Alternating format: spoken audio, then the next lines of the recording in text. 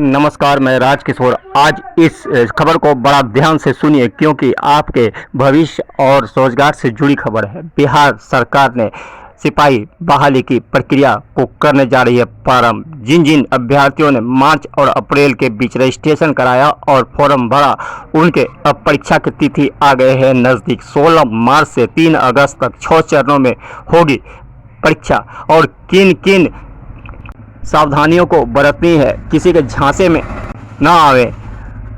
सिपाही चयन पार्षद ने स्पष्ट रूप से प्रेस वार्ता कर सारी जानकारियों को साझा किया। आइए जानते हैं, बड़े ही गौर से देखिए इस रिपोर्ट को। पटना से रंजीत दे के लिए सेंटर के चयन में भी जो है हमने जो है अपनी चेकलिस्ट में इन सब चीज़ों को रखा है। इसके साथ साथ जो है जो हमारे डिस्ट्रिक्ट के कोऑर्डिनेटर्स हैं, एग्ज़ाम कोऑर्डिनेटर्स, उनसे हमने जो है निर्देश भी दिया है, अनुरोध भी किया है कि सबकी चेक करा लें और ऐसी कोई स्थिति नहीं हो, इसको जो है सुनिश्चित करें जाए वो।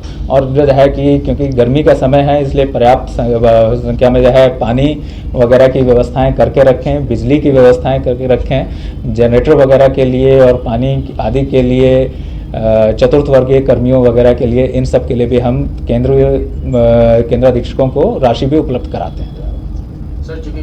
1/2023 में हमने व्यवस्थाएं की थी जिससे जो है प्रश्न पत्र लीक नहीं हुआ।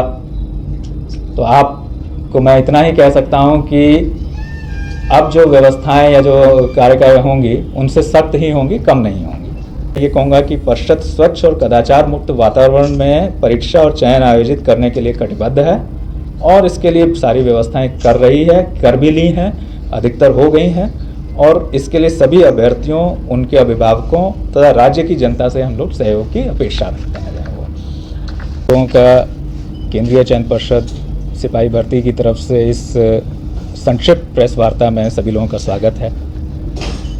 आप जानते हैं कि हमने 11 मार्च 2025 को विज्ञापन 1/2025 प्रकाशित किया था 19,838 सिपाहियों की भर्ती के लिए। तो उसी की प्रक्रिया को आगे बढ़ाते हुए अब हम इसकी लिखित परीक्षा आयोजित करने जा रहे हैं। उससे पहले मैं थोड़े से आंकड़े दे दूं। अभ्यर्थियों को हमारी तरफ से हम आगाह करते हैं कि वो सोशल मीडिया या अन्य किसी माध्यम से दुष्प्रचार अथवा झांसे में ना आए जाए, उससे बचें। वो ये एक तरह के साइबर फ्रॉड का अवैध वसूली का माध्यम हो सकता है। इसकी सूचना तुरंत जो है वे नज़दीकी पुलिस थाना या साइबर थाना को दें जो है वो। अगर उनको किसी भी तरह से किसी माध्यम से कोई कांटेक्ट करने, अप्रोच करने की कोशिश करता है एग्जाम से संबंधित किसी बात में, किसी तरह के प्रलोभन का या कोई और दूसरे झूठे आश्वासन का, तो इमीडिएटली वो थाने को सूचित करें और सो जाए। ये अवैध उगाही का ही माध्यम होगा, इसके अलावा इसका और कुछ नहीं है। परिषद के स्तर से भी जो है किसी अभ्यर्थी को दूरभाष, मोबाइल या सोशल मीडिया के माध्यम से व्यक्तिगत संपर्क नहीं किया जाता है। इसकी मैं साफ साफ बता दूं कि जो है हमारे यहाँ से नहीं किया जाता है।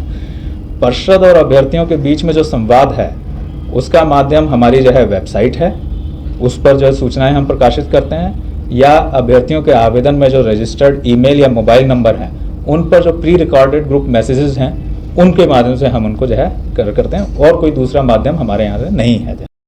कि परीक्षाओं की निष्पक्षता और स्वच्छता को बनाए रखने के लिए बिहार सरकार ने बिहार लोक परीक्षा अनुचित साधन निवारण अधिनियम 2024 जैसा कड़ा कानून अधिनियमित किया है। जो है वो सिपाही भर्ती की परीक्षाएं जो आयोजित करते हैं वो सब उसमें सम्मिलित हैं। यानी कि हमारी जो भी परीक्षाएं हैं वो उस एक्ट के तहत जो है लागू है, हमारे एक्ट उसमें जो है।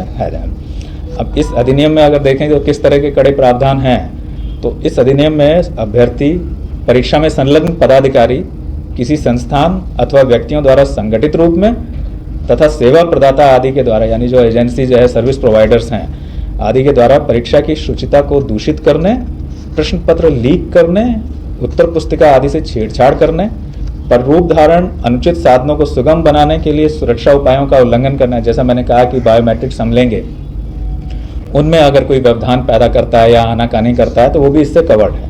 या उनसे छेड़छाड़ करना, धोखा देने या धनीय लाभ, यानी कि जो है कि वो झूठा बता करके कि जो है कि पेपर ये है, ये प्रश्न आएंगे, ये जो है उससे, तो ये सब जो है जाली वेबसाइट आदि अपराधों को दंडनीय बनाया गया है इनमें।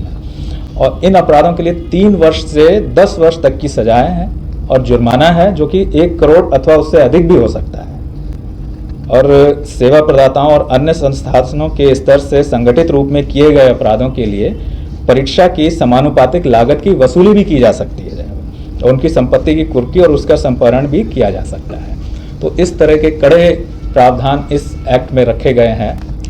ये सभी अपराध जो है संज्ञेय हैं, गैर जमानतीय हैं और नॉन कंपाउंडेबल हैं, यानी अशमनीय हैं। प्रवेश के समय उनके डीएफएमडी, एचएचएमडी और जिला पुलिस के प्रशिक्षित पुलिस कर्मियों से उनकी चेकिंग और फ्रिस्किंग कराई जाएगी जो है, और उसके बाद ही उनको प्रवेश दिया जाएगा। वहीं पर उनकी पहचान के लिए जो है सेंटर में और एग्जामिनेशन कक्ष में परिषद द्वारा निर्गत जो ई प्रवेश पत्र होगा, जो हमारा जो ई प्रवेश पत्र है, उसी के माध्यम से और उसके साथ साथ पहचान पत्र एक ले जाना होगा उन्हें, जो आधार कार्ड हो सकता है, पासपोर्ट हो सकता है, पैन कार्ड हो सकता है, मतदाता पहचान पत्र हो सकता है। उसके साथ ही उनको प्रवेश की अनुमति होगी। मतलब बिना एडमिट कार्ड के जो हमारा निर्गत है उसके बिना वो प्रवेश नहीं कर सकते। साथ में उनको अपना एक पहचान सुनिश्चित करने वाला एक पहचान पत्र भी ले जाना होगा। परीक्षा कक्ष में कैंडिडेट्स के हाथों के हम जो है अंगूठों के निशान, उनके फ़ोटो और शॉर्ट वीडियो लेंगे।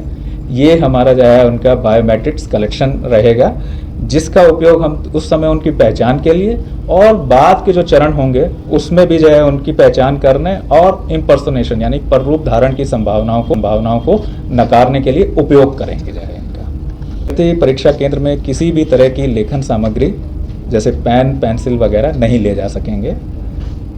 उनको OMR शीट बेस्ड हमारा जो है एग्जाम है, तो OMR शीट को भरने और उससे कैलकुलेशन वगैरह अगर कुछ उसमें आवश्यकता है तो उसके लिए आवश्यक हो तो पेन हम प्रश्न पुस्तिका के साथ ही उपलब्ध कराएंगे। जो है इलेक्ट्रॉनिक सामान वगैरह जो है उस सब पर तो प्रतिबंध रहेगा ही, लेखन सामग्री भी वो नहीं ले जाएंगे, उनको हम ही उपलब्ध कराएंगे।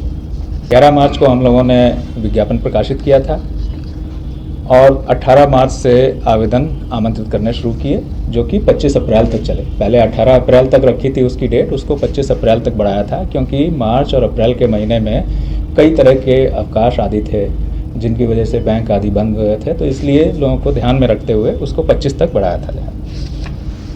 17,06,628 आवेदकों ने शुरू में इसमें रजिस्ट्रेशन किया और अंतिम रूप से अब हमारे पास 16,73,586 अभ्यर्थी हैं, जो कि जिन्होंने अपने आवेदन कंप्लीट किए, भरे और उनके जो है वैलिड हमने उनको पाया है।